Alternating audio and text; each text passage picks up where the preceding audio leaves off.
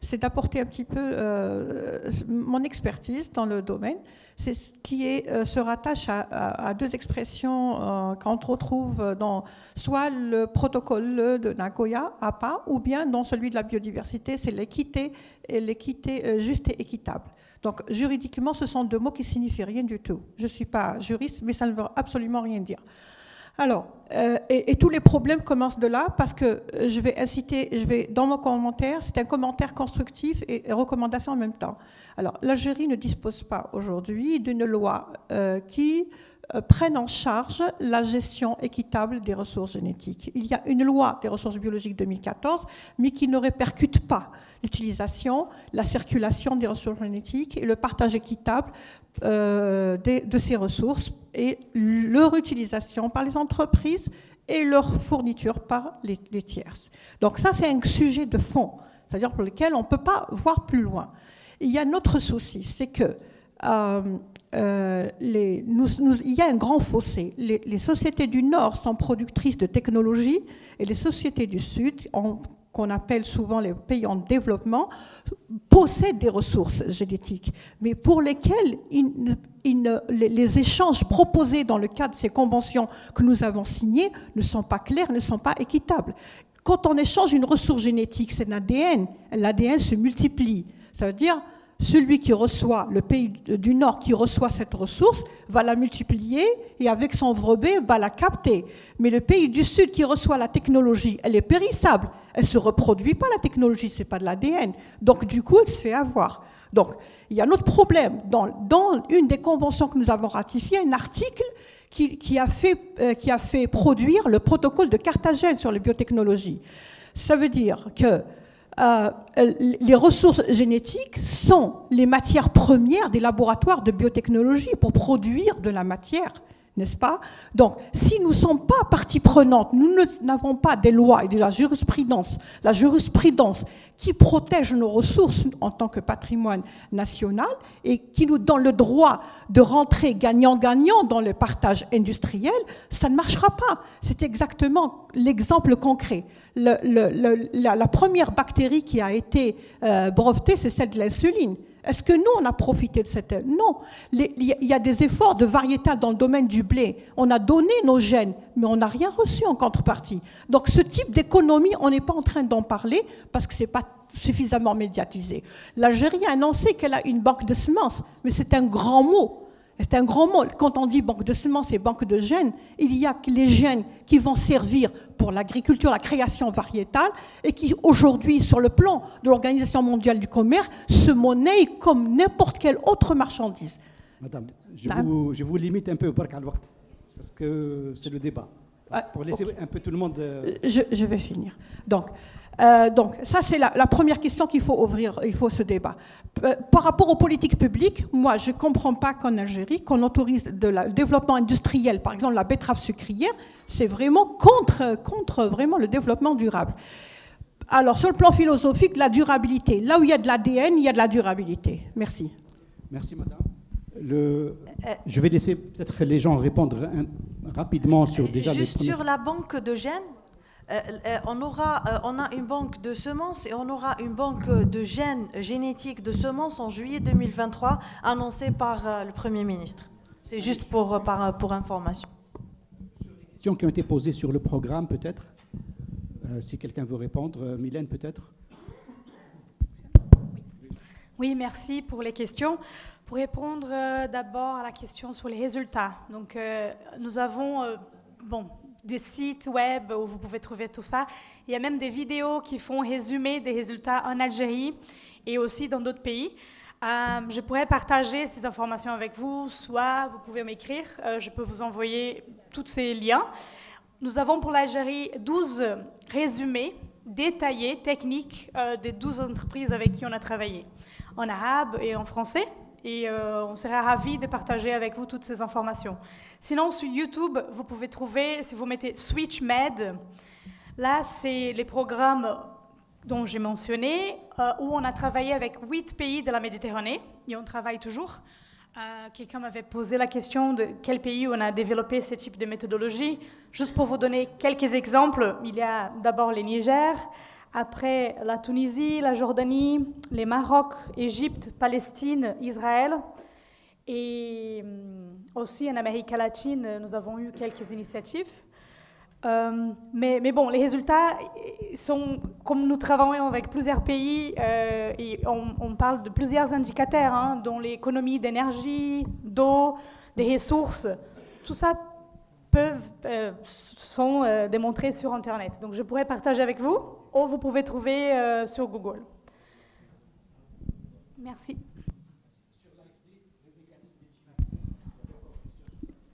Alors, oui, pour accéder au programme, spécifiquement au programme, donc ça c'est, en fait, comme l'expliquait Mylène, les entreprises, elles vont participer à tout un ensemble. En fait, l'ONUDI va soutenir le Bureau économie verte à identifier des entreprises. Donc en fait, ce sont les entreprises qui seront identifiées, qui seront éligibles à la suite du programme, c'est-à-dire les activités qui seront conduites avec l'appui financier de l'AFD. Je voudrais juste dire quand même que la pièce maîtresse, c'est pas l'ONUDI ou c'est pas l'AFD, même si on a des outils, c'est d'abord le Bureau économie verte, et c'est lui finalement qui mettra en œuvre l'ensemble de ces programmes, de ces activités. Merci. De toute façon, c'est un dispositif qui est en train de se mettre en place. C'est un dispositif qui est en train de se mettre en place. Ce que je voudrais également indiquer aussi, c'est que, évidemment, ce dispositif, il bénéficie de l'expérience acquise, comme tu le mentionnais par ailleurs, mais nous, ce que l'on espère aussi, c'est que ce programme, encore une fois, qui a l'objectif de soutenir une dynamique qui ensuite a vocation à être pérennisée, soit également en interaction, soit également en interaction avec les autres initiatives, parce qu'il y a beaucoup d'initiatives qui sont prises en Algérie. La GIZ également a un soutien, un programme sur l'économie circulaire. Et nous, notre objectif, c'est d'appuyer pour qu'il y ait une structure pérenne qui reste pour porter ces initiatives très concrètes en direction des entreprises.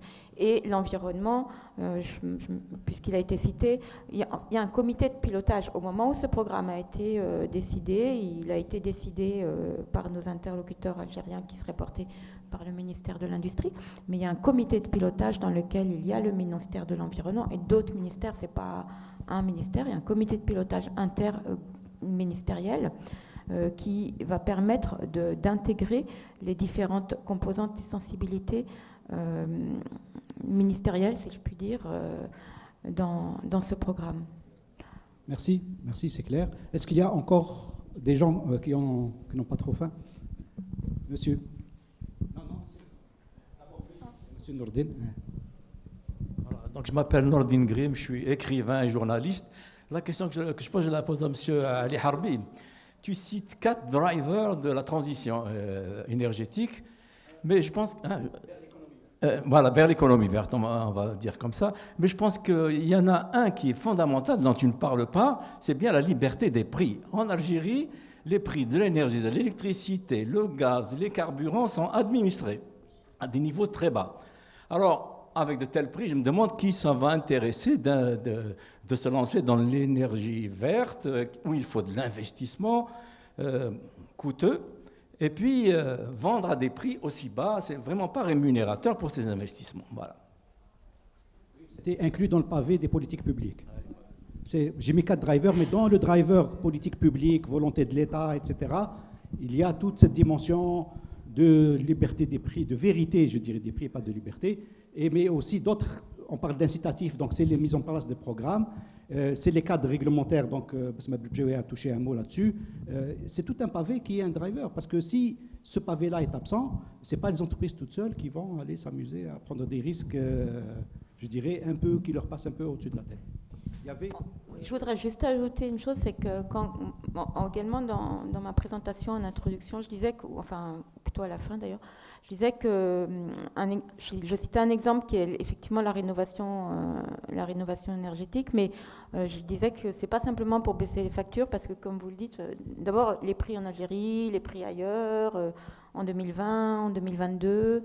Alors ici c'est différent parce qu'ils sont administrés, mais dans d'autres pays ils ne le sont pas. Et il y a aussi la volonté de plus en plus forte, au-delà des prix, même si les prix c'est important, on le voit bien, de l'impact environnemental. Et puis l'économie verte, c'est pas que l'énergie, c'est évidemment essentiel, mais l'énergie, c'est essentiel pour tout, quelle que soit l'économie. Mais la notion d'économie verte, elle dépasse encore une fois la notion du simple prix de l'énergie, puisque Madame parlait, et en écho aussi à ce que je disais, de la question de la durabilité et de l'équitabilité. Et sans revenir, sans poursuivre le débat sur cette question avec les semences, parce qu'il y aurait énormément à dire, mais ce n'est pas que l'énergie. Et l'impact environnemental, la durabilité sont des éléments au moins même plus importants que le coût de l'énergie, le seul coût de l'énergie. J'aimerais juste, Monsieur Oui, Harbi, oui. juste donner une information. Un des pays de Golfe récemment, producteur de pétrole et de gaz et aussi qui subventionne cette matière, a réussi à produire de l'énergie solaire 3 fois moins de prix plus bas que le gaz. Donc on peut le faire, malgré que je suis d'accord avec vous que les subventions freine un peu le développement de ces énergies renouvelables, mais il y a un pays qui a réussi à le faire récemment et on peut atteindre cet objectif. Très bien. Hélène, oui. Juste complémenter rapidement par rapport à notre expérience dans les cas de SwitchMed. Vous avez tout à fait raison. Quand nous avons un contexte comme les contextes algériens sur l'énergie, c'est vrai que les entreprises ont moins de motivation pour investir dans des mesures qui vont réduire l'usage de l'énergie. Mais c'est vrai que même dans ces cas-là, on a pu proposer et réaliser des mesures énergétiques ici. Donc ils étaient prêts à faire des changements et ils ont pu même économiser un peu, même si ce n'est pas énorme en comparaison avec d'autres pays. Mais ça a été possible. Donc, et comme disait Madame Aubert, ce n'est pas les seuls aspects de cette méthodologie, par exemple, qu'on utilise. Il y a aussi l'économie des ressources en général, des matériaux, de l'eau, qui est une substance très importante en Algérie. Mais c'est vrai que c'est encore possible, même s'ils ont moins de motivation. Tu veux dire un mot rapide, comme ça on peut permettre à 2 questions encore. Oui. Juste un mot concernant la question des prix. C'est vrai que dans le domaine de l'agriculture, tous les pays du monde, y compris les grands pays libéraux, soutiennent dans le cadre de leur politique agricole les agriculteurs, etc., subventionnent, etc., etc. Et donc la question des prix, elle est un peu biaisée. Néanmoins, chez nous et dans certains pays, cette dynamique et cette orientation vers la subvention des intrants tout azimut pour certains systèmes de production qui sont non durables entraîne des conséquences néfastes sur la production, etc. Par exemple, tout ce qui est subvention de l'eau, par exemple dans la région de la Métidja, subvention de l'eau dans l'agriculture du Sud, subvention des engrais, etc., etc., qui pénalisent ce qu'on appelle l'agriculture familiale, mais qui favorise l'installation de systèmes de production non durables. Et actuellement, on subventionne, on aide même l'acquisition des engrais, des pesticides, etc., etc. Ça aussi, par exemple, l'électricité et l'énergie au Sud, aussi ça a été subventionné, et l'eau dans l'agriculture. Vous savez très bien que l'eau, la part de l'utilisation de l'eau dans l'agriculture, elle est beaucoup plus importante que dans les autres secteurs. Elle est de 70-75%. Et quand l'eau elle est subventionnée et pratiquement gratuite, on assiste à des pratiques et à des usages extrêmement nocifs pour l'environnement. Par exemple, dans la Métidja, pratiquement une grande partie des légumes sous serre sont irrigués avec de l'eau qui est plus ou moins pompée gratuitement le soir, etc., etc. Parfois par de l'eau, des eaux usées, etc. Dans le Grand Sud aussi, c'est l'exor de l'eau, c'est l'extraction de l'eau dans des profondeurs importantes, et cette eau-là, elle n'est pas chère du tout. entraîne le rabattement des nappes hydriques, la pollution, etc., etc., etc. Voilà, merci. Il y avait une question, monsieur? Oui, Smaël Amlat, je suis conseiller résident du jumelage sur l'évaluation environnementale des politiques publiques. En fait, j'ai une question sur le projet Vertec. Sur la composante 1, vous avez en fait abordé un livrable qui est la mise en place d'un label. S'agit-il en fait d'un écolabel? Est-ce que la partie normalisation aussi sera abordée, c'est-à-dire en fait l'affichage environnemental au sens large, éventuellement avec tout l'écosystème, y compris donc un tiers de confiance, voilà, donc ce genre de questions. Merci pour la question. Bon, pour l'instant, les projets n'ont pas encore, les activités ont commencé, mais doucement. Et cette question, pour l'instant, dans la description de l'action, dans les documents de projet, elle est encore un peu généralisée. Donc, c'est une création d'un label lié à l'économie verte et circulaire, mais tout ça va être défini par les bureaux d'économie verte en collaboration avec les ministères impliqués. Donc, et avec aussi les universités qui travaillent déjà sur les sujets.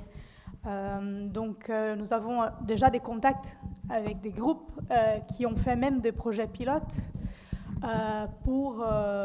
sur la création des labels.